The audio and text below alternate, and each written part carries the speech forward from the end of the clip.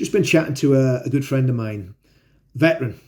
In fact, I met him in 2017 on the first ever Veterans Against Terrorism march that we both attended in London.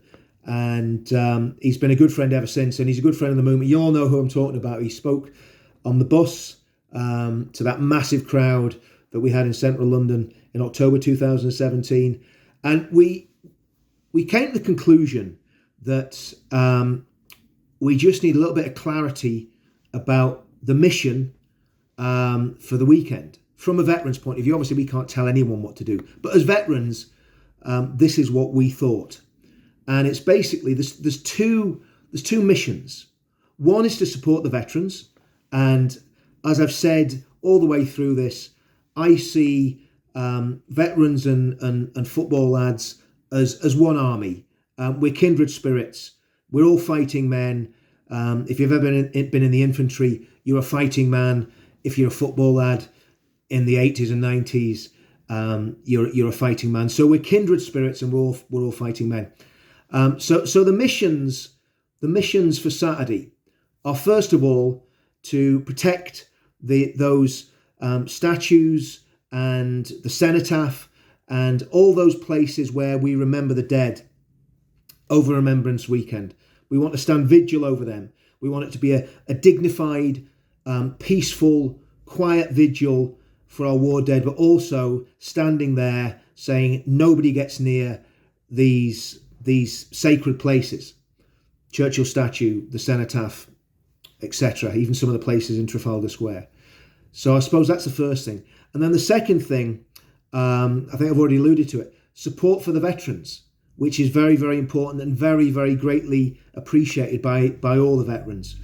And as well as that, as we were chatting, we also came to the conclusion, when you put a large number of football teams from different parts of London or different parts of the country together, there is always a chance of a little bit of friction, a little bit of banter.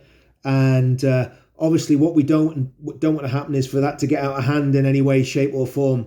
When we were serving in the military, if Mick had been in the Green Jackets and I'd have been in my regiment, the Duke Wellington's regiment, or if there'd been a parachute regiment battalion close by, when we went out to the local town, we invariably got into a tear-up with the other regiments. And it got messy, and you can imagine blood was spilt, noses were broken, jaws were broken, and that's just the way it was. But when we were together, deployed, whether it was in Belfast, whether later on for the lads that served later on, Iraq and Afghanistan, the Falkland War is a prime example. When units were together fighting a common enemy, they were as one, they worked as one, they worked together, and they fought together. And I think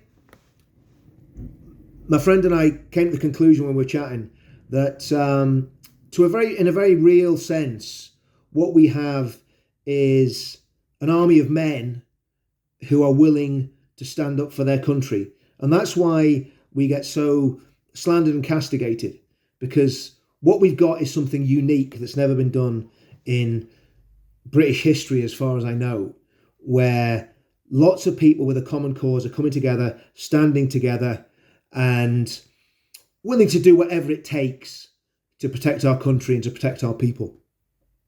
So I guess that's the second and final message, or part of this message, is if we're standing together, we stand together, and any old rivalries, any club colours fall to the ground, because we're just one. We're one people standing for our country, standing around the cenotaph to protect it, and standing in support of our veterans as they go about the business on this Remembrance Weekend.